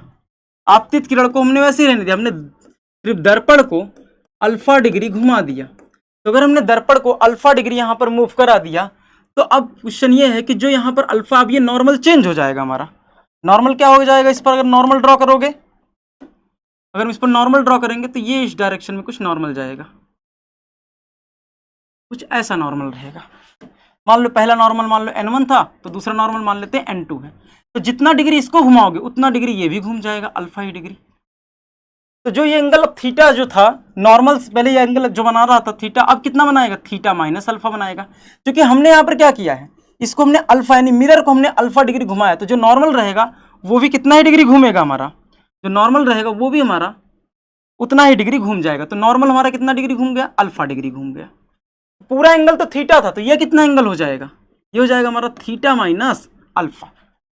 तो नॉर्मल हमने अगर मतलब हमने दर्पण को है अल्फा डिग्री घुमा दिया है, तो हमारा नॉर्मल भी सेम उतने डिग्री पहले वाले नॉर्मल से घूम जाएगा। अब यहां पर ये अल्फा घूमा, ध्यान से समझना, ये एंगल थीटा था, ये एंगल थीटा था। मैं इसको अगर थोड़ा सा और क्लियर बना लूं, इस एंगल को, ये हमारा थीटा है और ये भी हमारा इतना एंगल थीटा है, ये थीटा है। तो अगर नॉर्मल अल्फा घूमा, ध्यान से देखो, ये एंगल अल्फा घूमा है, दिख रहा है? तो अगर ये अल्फा घूमा और ये इतना थीटा है, तो ये कितना हो जाएगा? Theta minus alpha. ठीक, अब यहां पर आते हैं, तो हमेशा एंगल किससे ले जाता है? नॉर्मल से। तो जो यहाँ पर जो रिफ्लेक्टेड रे होगी, यानी कि जो ये इंसिडेंट रे हमने चेंज किया, लेकिन अब रिफ्लेक्टेड रे जो हो जाएगी कितना एंगल बनाएगी? सेम एंगल बनाएगी, कितना? नॉर्मल से थीटा माइनस अल्फा। तो जो हमारी ये रे हो जाएगी, ये भी हमारी नॉर्मल से सेम उसी एंगल पर जाएगी, कितना? थीटा माइनस अल्फा एंगल पर रहेगी। तो जो हमारा यहां पर एंगल था सेम वही एंगल यहां पर भी हो जाएगा, कितना? Theta minus alpha. तो अब यहां पर ये एंगल थीटा माइनस अल्फा हुआ और जो दूसरा बना हुआ है ये भी हमारा थीटा ही माइनस अल्फा हो जाएगा, जो दूसरा रिफ्लेक्टेड रहता है ये वाला। अगर हम इसको ऐसे थोड़ा सा डॉट डॉट कर दें समझने के लिए कि हाँ ये हमारा दूसरा वाला रिफ्लेक्टेड रे है, ये कुछ इस तरह से। पहले समझो, जो हमने ब्लू लाइन से बनाया ये हमारा पहला था, पहला मिरर का था। अब हमने क्या किया कि ये एंगल हमने इसको अल्फा घुमा दिया, तो हमने यहाँ पर ये थीटा एंगल था और ये भी सेम हमारा इसी तरह से ये थीटा एंगल था। अब हमने यहाँ पर हम इसलिए कलर चेंज कर दिया। अब ये व्हाइट में अगर देखो तो हमने मिरर को कितना डिग्री घुमा दिया, अल्फा। तो जैसे हमने मिरर को अल्फा डिग्री घुमाया तो अब इस पर नॉर्मल ड्रॉ करेंगे, तो नॉर्मल ये जाएगा जिसको हमने n2 से लिख दिया। अब अगर ये नॉर्मल हमारा है तो ये जो हमारी किरण थी अब ये कितना कोण नॉर्मल से बना रही है, ये पूरा थीटा, ये इतना अल्फा एंगल है, ये इतना एंगल अल्फा है, इतना एंगल क्या है, अल्फा है, ये जो एंगल है हमारा अल्फा है। तो अगर हम बात कर रहे हैं यहाँ पर तो ये जो एंगल हो जाएगा ये वाला एंगल, ये हो जाएगा हमारा थीटा माइनस अल्फा। ये अल्फा, ये पूरा थीटा, तो ये हमारा हो जाएगा थीटा माइनस अल्फा। अब ये अगर थीटा माइनस अल्फा तो जो रिफ्लेक्टेड रे रहेगी सेम उसी एंगल पर जाएगी। तो जो रिफ्लेक्टेड रे, चूंकि हमने पढ़ा है कि आपतन कोण और परावर्तन कोण परस्पर बराबर होते हैं, तो अगर ये थीटा माइनस अल्फा तो जो दूसरी रिफ्लेक्टेड रे यहां से जाएगी वो भी सेम नॉर्मल से उतना ही कोण बनाएगी, जो हो जाएगा थीटा माइनस अल्फा। तो हमें ये निकालना कि ये जो रिफ्लेक्टेड रे गई ये कितना घूम गई, ये कितना एंगल चली गई। तो मान लेते हैं अगर हम इसको, ये मान लो डेल्टा डिग्री घूमी, कितना, डेल्टा डिग्री, तो ये हमें डेल्टा की वैल्यू निकालनी है। अब अगर ध्यान से देखो तो जैसे मैंने बोला कि अगर ये जितना भी घूमी, ये अल्फा यहाँ से मूव किया है, ये इतना अल्फा हुआ है, ये इतना हमारा थीटा था, तो ये थीटा माइनस अल्फा हो गया। जो नॉर्मल हमारा आया उससे अब हमारा जो दूसरा रिफ्लेक्टेड रे हुआ ये एंगल, ये भी हमारा कितना हो जाएगा, थीटा माइनस अल्फा हो जाएगा। अब अगर ये थीटा माइनस अल्फा हुआ तो ये हमें निकालना है ये कितना हो जाएगा। अब ध्यान से देखो ये हमारा एंगल जो है थीटा है, ये इतना हमारा थीटा माइनस अल्फा है, तो ये पूरा का पूरा अगर हम निकालते हैं तो जिस डेल्टा की वैल्यू हमें फाइंड आउट करनी है, ठीक। तो अगर हम थोड़ी सी ज्योमेट्री लगाएं तो जो डेल्टा हमारा आएगा वो आ जाएगा 2 अल्फा, ठीक। अगर हम थोड़ी सी भी ज्योमेट्री लगाते हैं, जैसे यहां पर देखो ये थीटा माइनस अल्फा, ये एंगल पूरा थीटा, ये इतना थीटा, ये थीटा माइनस अल्फा। अब अगर ध्यान से देखो तो ये जो मूव किया हुआ है, जो ये है नॉर्मल, ये इससे पूरा एंगल यहाँ पर बना रहा है, इस नॉर्मल से ये जो पूरा एंगल बना रहा है ये हमारा अल्फा बना रहा है, क्योंकि यहाँ पर थीटा माइनस अल्फा इतना था, ये भी थीटा माइनस अल्फा हो गया, ये अल्फा घूमा है, तो ये कितना हो जाएगा हमारा थीटा माइनस 2 अल्फा हो जाएगा। अब अगर ये थीटा माइनस 2 अल्फा हुआ, ये पूरा हमारा जो एंगल दिया गया ये थीटा है, तो कितना एंगल घूम गया है, तो हम इसको घटाएंगे। तो अगर हम उसको सिंपली घटाते हैं तो ये हो जाएगा थीटा और यहाँ से माइनस और थीटा माइनस 2 अल्फा करेंगे, तो यहाँ से डेल्टा जो आ जाएगा हमारा वो आ जाएगा 2 अल्फा, ठीक। थोड़ी सी ज्योमेट्री है इसमें, तो अगर ज्योमेट्री में एंगल में बहुत ज़्यादा दिक्कत हो तो इस वैल्यू को सिर्फ याद रख सकते हो कि अगर हम किसी भी जो मेरी आप मिरर रहेगा अगर हम उसको अल्फा कोण घुमाएंगे तो हमारा जो परावर्तित किरण हो जाएगा वो 2 अल्फा कोण घूम जाएगा। अगर ज्योमेट्री में थोड़ी भी दिक्कत हो रही है समझने में कि एंगल में क्या है, क्योंकि यहाँ पर बहुत सारे एंगल आ जा रहे हैं, पहले किरण का एंगल, दूसरे किरण का एंगल, इसका नॉर्मल का एंगल, इसलिए अगर यहाँ पर बहुत ज़्यादा दिक्कत हो तो बस कुछ करना नहीं है, दूसरी सिर्फ हमें याद रखना कि अगर हम इसको अल्फा कोण घुमा रहे हैं, इसको कितना कोण, अल्फा कोण घुमा रहे हैं, तो ये जो हो जाएगा ये 2 अल्फा कोण घूम जाएगा। बस हमें इतना याद रखना है कि अगर हम इसको अल्फा कोण घुमाएंगे तो ये हमारा कितना घूम जाएगा, 2 अल्फा कोण घूम जाएगा। तो यही हमें याद रखना है कि अगर इसको अल्फा कोण घुमा रहे हैं तो ये हमारा 2 अल्फा कोण आसानी से मूव कर जाएगा। तो पहला में क्या पता चला कि अगर हम दर्पण को सीधा रखते हैं और अगर हम आपतित किरण को घुमाते हैं अल्फा कोण तो हमारा परावर्तित किरण सेम कोण पर घूमता है, लेकिन अगर हम दर्पण को ही अल्फा कोण घुमाते हैं तो हमारा परावर्तित किरण जो होता है वो 2 अल्फा कोण मूव कर जाता है। तो जो हमारा परावर्तित किरण हो जाएगा वो कितना कोण घूम जाएगा, 2 अल्फा कोण घूम जाएगा। यही हमें याद रखना है। क्या हो जाएगा हमारा परावर्तित जो किरण हो जाएगी वो इतने एंगल मूव कर जाएगी, परावर्तित किरण जो जाएगी delta is equal to 2 alpha angle move कर जाएगी। तो ये हमारा था कि कितने एंगल को अगर हम टर्न करते हैं तो किस तरह से हमारा वहाँ पर जो एंगल होता है वो डिफाइन करता है। तो हमने जैसे हमने बता दिया कि अगर हम इसको दर्पण को घुमाते हैं तो दर्पण को घुमाने पर अगर हमने उसको अल्फा कोण घुमाया तो हमारा जो परावर्तित किरण रहती है वो 2 अल्फा कोण घूम जाती है, और अगर हम आपतित किरण को अल्फा कोण घुमाते हैं तो जो हमारी परावर्तित किरण होती है वो उतने ही कोण अल्फा कोण ही घूम जाती है। तो यही हमें इतना याद रखना रहेगा। और हम इस पर हम सिंपल सा क्वेश्चन लगा सकते हैं कि अगर मान लो जैसे ये हमने लिखा था ये क्वेश्चन कि अगर हम इंसिडेंट रे को 30 डिग्री मूव करते हैं तो रिफ्लेक्टेड रे कितना हो जाएगी सेम, लेकिन अगर हम कहें कि दर्पण को 30 डिग्री घुमाते हैं तो परावर्तित किरण कितना घूम जाएगी 60 डिग्री घूम जाएगी। तो उस केस में ये दूसरा ऑप्शन सही हो जाएगा। अब यहाँ पर मैंने बोला कि थोड़ा सा कॉम्प्लिकेटेड एंगल का है, ज्यादा कुछ नहीं है। जैसे हमने यहाँ पर बोल दिया एंगल थीटा, तो बहुत सारे एंगल इसमें आ जा रहे हैं इसलिए कंफ्यूजन हो सकती है। लेकिन अगर वो एंगल को हटा दिया जाए, इसको दिमाग से हटा दो, तो बस इतना याद रख लो कि अगर दर्पण अल्फा डिग्री घूमेगा तो परावर्तित किरण जो हो जाएगी वो कितना हो जाएगी 2 अल्फा घूम जाएगी। ये नहीं है, ये 2 अल्फा नहीं है, यहाँ पर ये दर्पण है जो यहाँ पर आया किरण। अब इस पर जैसे ही तुम नॉर्मल ड्रॉ करोगे यहाँ पर इस वाले से, ये जितना डिग्री यहाँ से जितना डिग्री बनाएगी, तो यहाँ से अगर हम बात करें ये जो हमारा जाएगा, ये जो घूमेगा परावर्तित किरण दूसरा वाला, ये कितना हो जाएगा 2 अल्फा।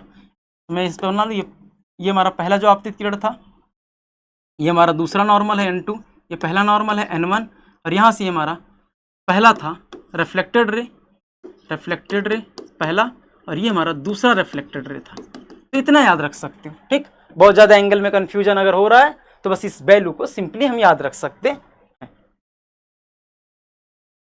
अब आते हैं नंबर ऑफ इमेजेस पर। Number of images, number of images यानी प्रतिबिंबों की संख्या। तो मान लो अगर हमारे पास 2 दर्पण हैं, प्रतिबिंबों की संख्या,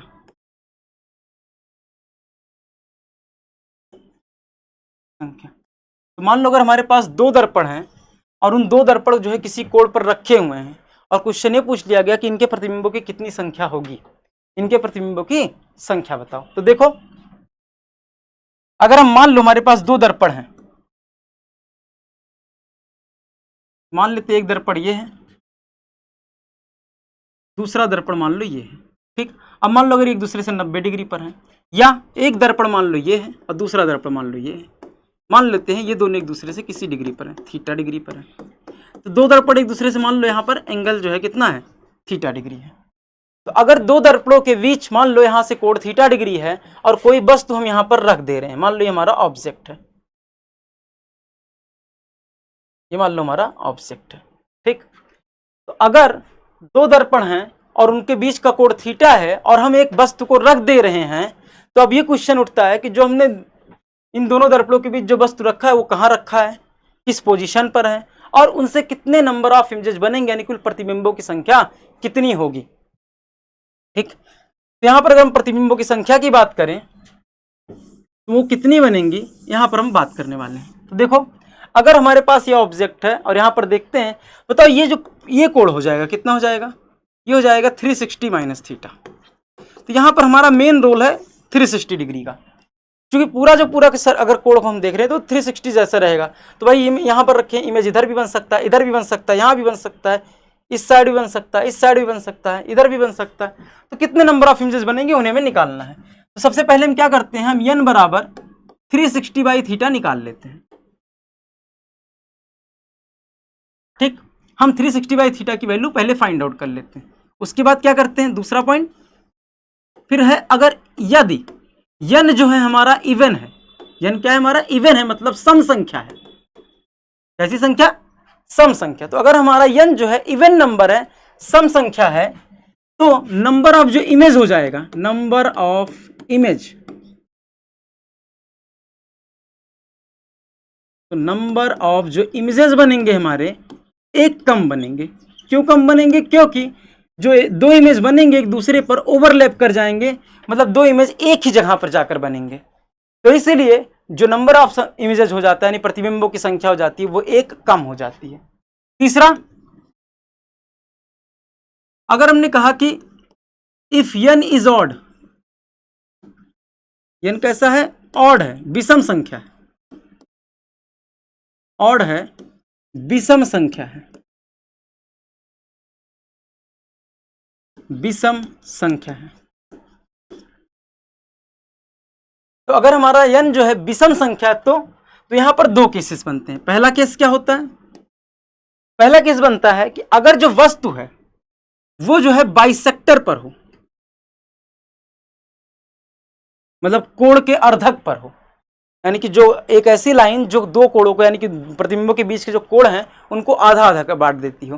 तो अगर ऐसे है, जैसे मान लो अगर हमारे पास यहाँ पर हम बात करें कि ऐसे हमारे पास है दो दर्पण और मान लो इनके बीच का कोण मान लो 60 डिग्री है, तो अगर एक लाइन ऐसे ड्रॉ करें तो जो इनको सेम सेम कोण पर बांट दे, इक्वल एंगल पर, और जो ऑब्जेक्ट है हमारा मान लो यहीं पर एकदम बीचों बीच में रखा हो, जो ऑब्जेक्ट है हमारा मान लो एकदम यहाँ पर रखा हो ये ऑब्जेक्ट ओ, तो अगर हमारा जो ऑब्जेक्ट है यानी कि जो वस्तु है वो दर्पण यानी कि इन्हीं दो दर्पणों का जो कोण अर्धक है यानी कि जो बाइसेक्टर है, इसको हम बोलते हैं बाइसेक्टर, जो बाइसेक्टर है, अगर उनके बीचों बीच में हो, तो अगर यन हमारा ऑड है, विषम है, और पहला केस हमारा बन रहा है कि अगर वो उसके बाइसेक्टर पर हो, यानी वस्तु कहां हो, ऑब्जेक्ट एट बाइसेक्टर, जो वस्तु है वो कहां पर है, कोण अर्धक पर है, हिंदी में भी लिख सकते हो वस्तु कोण अर्धक पर है, तो प्रतिबिंबों की संख्या क्या होगी। तो इस केस में अगर हम प्रतिबिंब निकालते हैं तो इस केस में जो हमारा प्रतिबिंब बनेगा वो नंबर ऑफ जो इमेज आएगा, नंबर ऑफ इमेज वो भी n-1 ही होगा, नंबर ऑफ जो इमेजेस रहेगा वो n- क्या रहेगा, 1 ही रहेगा, अगर जो वस्तु है वो कोण के अर्धक पर है। लेकिन अगर वो कोण के अर्धक पर नहीं है तब तो इसमें जो दूसरा कोण रहेगा, दूसरा पॉइंट, इफ कब केस में है, ये विषम संख्या के केस में, इस बात को ध्यान रखना, अगर इवन है तब तो नंबर ऑफ इमेजेस n-1 ही होगा, लेकिन अगर विषम है तो अगर वस्तु है वो उसके बाइसेक्टर पर है तो जो नंबर ऑफ इमेजेस हो जाएगा वो n-1 होगा। If object not at bisector, ठीक, दूसरा अगर हम केस की बात करें तो ऑब्जेक्ट जो है बाइसेक्टर पर जो है ना हो, तब दूसरा है कि इस तरह से, जैसे मान लो ये हमारे पास दर्पण है दोनों, और हमने कहा कि इनका जो बाइसेक्टर है मान लो ऐसा है, सेम सेम बांट रहा है इनको, और ऑब्जेक्ट मान लो यहाँ कहीं हो, ये हमारा ऑब्जेक्ट है, तब उस केस में नंबर ऑफ जो इमेजेस हो जाएंगे वो सेम रहेगा, n रहेगा, ठीक, उसमें कोई एक घटाना नहीं रहेगा, क्यों, क्योंकि दोनों इमेज से अलग अलग बन जाएंगे। और बाइसेक्टर पर रहता तो मैंने बोला कि जहां पर एक इमेज बन रहा है वहीं पर दूसरा भी इमेज बन जाएगा, इसलिए दोनों वहां पर जो रहता है सेम पॉइंट पर बन जाते हैं, इसलिए हम वहां पर एक घटा देते हैं, लेकिन यहाँ पर हम घटाएंगे नहीं। ये दूसरा, तो अगर ऑड है तो ये हो जाएगा, अगर इवन है तो हमारा एक घट जाएगा, n-1 हो जाएगा। लेकिन अगर मान लो हमने डिवाइड किया, तीसरा केस क्या हो जाएगा कि अगर हमने कहा मान लो हमने डिवाइड कर दिया, इफ जो हमारा n है वो फ्रैक्शन आ जाए, क्या आ जाए, फ्रैक्शन नंबर, यानी कि भिन्नात्मक संख्या कोई आ जाए, जैसे मान लो 4 में कुछ आ जाए, या हमारा मान सकते हो कि 4/3 आ गया, ऐसे मान लो 1.33 समथिंग, या मान लो हमारा जो आ गया 4.8 आ गया, कुछ इस तरह से। तो अगर हमारा जो नंबर ऑफ जो इमेजेस हैं वो भिन्नात्मक में आ जाते हैं तो उस केस में हम क्या करेंगे, तो अगर भिन्नात्मक में आ जाता है तब जस्ट सपोज कर लो कि n की वैल्यू आ गई 4.8 एग्जाम्पल के रूप में, तो जो ये पहला इंटीजर होता है यानी कि जो 4 है वही हमारे नंबर ऑफ इमेजेस हो जाएंगे, ठीक, जो पहला नंबर रहता है वही हमारा इंटीजर हो जाता है अगर वो क्या आ जाते हैं, भिन्नात्मक। तो यहां पर अगर भिन्नात्मक होता है, फ्रैक्शन आ जाता है, तो नंबर ऑफ इमेजेस क्या लिख देंगे हम, तो यहां पर नंबर ऑफ जो इमेजेस हो जाएगा यानी प्रतिबिंबों की जो संख्या हो जाएगी वो क्या हो जाएगी, इंटीजर पार्ट, कौन सा पार्ट, इंटीजर पार्ट, जो हमारा इंटीजर पार्ट है वही यहां पर हो जाएगा, ठीक। जैसे मैंने कहा कि n = अगर 4.8 है तो यही हमारा 4 जो हो जाएगा यही हमारा नंबर ऑफ इमेजेस हो जाएंगे, मतलब प्रतिबिंबों की संख्या हो जाएगा, ठीक, यही बात हमें रखना है। तो ये हमारा नंबर ऑफ इमेजेस हो जाएंगे। तो यहाँ पर हमने देखा 3 केसेस क्या थे, पहला केस था कि अगर हमने सबसे पहले ये निकाल लिया, ठीक, अब उसके बाद हमने क्या किया कि हमने इसको यहाँ से निकाल लिया, ठीक। अब यहाँ पर केस नंबर जो फर्स्ट बना, केस नंबर फर्स्ट क्या है कि अगर n हमारा क्या है, इवन है, तो इवन है तो नंबर ऑफ इमेजेस जो हो जाएगा हमारे पास वो क्या हो जाएगा, n में से एक घटा देंगे n-1। और अगर हमारा ऑड है तो देखेंगे कि बाइसेक्टर पर है कि नहीं। अगर बाइसेक्टर पर है तो हम क्या कर देंगे, n-1 कर देंगे। अगर बाइसेक्टर पर नहीं है तो वही हमारा n रह जाएगा। और अगर मान लो फ्रैक्शन आ जाता है तो जो नंबर ऑफ इमेजेस में फ्रैक्शन आ गया तो जो उसका इंटीजर पार्ट है वो 4.8 में यहाँ पर हम 4 को ही यूज कर लेंगे, यानी कि जो हमारा इंटीग्रल पोर्शन रहेगा हम उसी को यूज कर सकते हैं। तो ये हमारे नंबर ऑफ इमेजेस के केस हुए। अगर हम यहाँ पर कुछ क्वेश्चंस करते हैं, जैसे अच्छा एक और केस ले लेते हैं फिर उसके बाद करते हैं। जैसे मान लो अगर हम 4th पॉइंट ले लें, अगर मान लो थीटा जो है हमारा 0 डिग्री है। 0 डिग्री का मतलब क्या है कि जो है दो दर्पण हैं वो समानांतर हैं। दोनों दर्पण कैसे हैं, समानांतर हैं, पैरेलल एक दूसरे के हैं।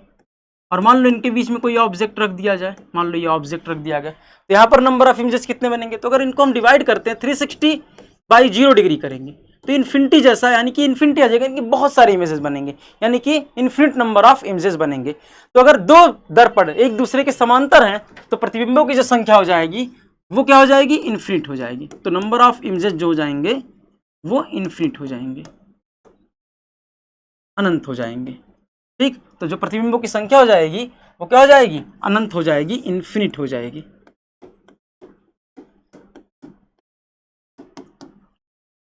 तो यहां पर ये हमारे केसेस बने। अब अगर हम यहां पर प्रॉब्लम्स करें,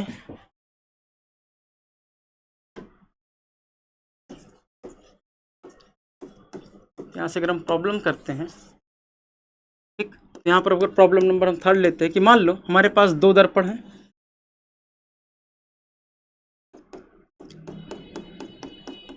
और ये जो एक दूसरे के लंबवत है, मतलब यहाँ पर जो थीटा है वो 90 डिग्री है। ठीक, तो अगर हमारे पास दो दर्पण हैं और वो दो हैं एक दूसरे के लंबवत हैं और यहाँ पर कोई वस्तु मान लो रख दिया गया है, कोई वस्तु है O, और क्वेश्चन पूछा गया कि इनके प्रतिबिंबों की संख्या बताओ, तो कितने डिग्री पर है, 90 डिग्री पर। तो सबसे पहले n की वैल्यू निकालो, 360 डिवाइडेड बाई 90। ठीक, तो सबसे पहले हम n की वैल्यू निकालेंगे, यानी 360 बाई थीटा निकालेंगे, और ये कितना आ गया 4, और 4 कैसा है, इवन नंबर है। तो अगर यहाँ से 4 इवन है तो यहाँ पर हमारा जो नंबर ऑफ इमेज हो जाएगा एक कम हो जाएगा, यानी कि नंबर ऑफ जो इमेजेस हो जाएंगे वो हो जाएगा 4 - 1 इज इक्वल टू 3। ये हमारा नंबर ऑफ इमेजेस आ गया 3। अगर हम एक और केस लें, एक और प्रॉब्लम लेते हैं, प्रॉब्लम मान लो प्रॉब्लम नंबर 4। मान लो जो हमारे पास जो एक है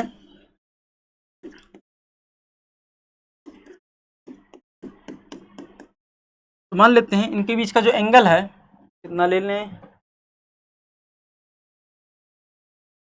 मान लेते हैं अगर हम बात करते हैं 40 डिग्री ले लेते हैं, कितना 40 डिग्री। और ये क्वेश्चन यहाँ पर है कि यहाँ पर जो है ऑब्जेक्ट जो है बाइसेक्टर पर रखा है, यहाँ पर बाइसेक्टर पर, ये हमारा बाइसेक्टर है यानी कि कोण अर्धक। तो अगर हमारा जो वस्तु है वो कोण के अर्धक पर रखा है और ये एंगल जो है 40 डिग्री है, तो अब क्वेश्चन है कि कितने इमेजेस बनेंगे। सबसे पहले वही n इक्वल टू निकाल लो, 360 डिवाइडेड बाई 40 कितना आ गया 9, ये हमारा 9 आ गया। अब अगर हम यहाँ पर ये जो है ऑड नंबर है और लेकिन यहाँ पर जो वस्तु बाइसेक्टर पर रखा है तो इसलिए नंबर ऑफ जो इमेजेस हो जाएगा एक कम हो जाएगा, यानी n-1, तो नंबर ऑफ जो इमेजेस आ जाएगा वो 9 - 1 यानी कि कितना 8। यानी कि जैसे जैसे एंगल बहुत छोटा होता जाता है दो दर्पणों के बीच में, तो प्रतिबिंबों की संख्या देख लो लगातार क्या होती जाएगी, बढ़ती चली जाएगी। अगर वो 0 डिग्री हो जाएगा तो प्रतिबिंब की संख्या कितनी हो जाएगी, अनंत हो जाएगी, यानी कि इन्फिनिट। यानी अगर दो दर्पणों के बीच में हम खड़े हो जाते हैं तो हमारे नंबर ऑफ जो इमेजेस बनते हैं वो इन्फिनिट हो जाते हैं, यानी कि अनंत प्रतिबिंब बनते हैं। यहाँ पर ये हमारा था 4 केसेस। अब ठीक है, बस आज के लिए इतने रहने दे रहे हैं। अब जो नेक्स्ट रहेगा वहां पर हम पढ़ेंगे कि अगर जो हमारा दर्पण है, जो दर्पण है, अगर उस दर्पण की तरफ कोई वस्तु आ रहा है मान लो v वेग से, तो प्रतिबिंब कितने वेग से वहां से चलेगा, इनके बारे में पढ़ेंगे। नेक्स्ट जो रहेगा पढ़ेंगे कि अगर मान लो हमारे पास दो दर्पण है किसी कोण पर, तो मान लो वहां पर किरण आती है फिर परावर्तित होती है, तो जो फाइनल जो किरण निकलेगी उसका डेविएशन कितना होगा, यानी उसका विचलन कोण कितना होगा। ये एग्जाम में क्वेश्चन आ चुका है कि उनका विचलन कोण कितना रहेगा। नेक्स्ट फिर पढ़ेंगे समतल दर्पण का एक लास्ट टॉपिक कि अगर मान लो हमारे पास दर्पण है और हमें अपने प्रतिबिंब को देखना है तो हमें उस दर्पण से कितनी दूरी पर खड़े होना पड़ेगा, हमें कितना लंबाई का दर्पण चाहिए होगा, और इस तरह के क्वेश्चंस रहेंगे। और एक क्वेश्चन इस तरह से आता है कि मान लो हम दर्पण के सामने खड़े हुए हैं और कोई पीछे मान लो हमारे पास दीवार है, तो क्वेश्चन है कि उस दीवार की कितनी ऊंचाई होनी चाहिए, या हम दर्पण पर कहाँ, वहाँ दर्पण और दीवार के बीच में कहाँ पर खड़े हों कि हमें पूरा का पूरा पीछे का दीवार दिख जाए। बेसिक से क्वेश्चन है, रे डायग्राम से समझेंगे और यहाँ पर एक शॉर्ट फॉर्म बन जाएगा, उसी शॉर्ट फॉर्म को हमें याद रखना रहेगा। तो बहुत ही छोटे टॉपिक हैं, 3 टॉपिक और हैं, और यहाँ पर कल जो है समतल दर्पण कंप्लीट हो जाएगा। फिर हम पढ़ेंगे गोलीय दर्पण के बारे में, और वहाँ पर इमेजेस कैसे बनते हैं, गोलीय दर्पण में किस तरह के प्रतिबिंब बनते हैं, आभासी, वर्चुअल, उन सब के बारे में हम पढ़ेंगे। और वहीं पर हम पढ़ेंगे दर्पण के सूत्र के बारे में, न्यूमेरर फार्मूले के बारे में, और रेखीय आवर्धन क्या होता है, इन सब के बारे में नेक्स्ट क्लास में पढ़ेंगे। तो बस आज के लिए इतना ही।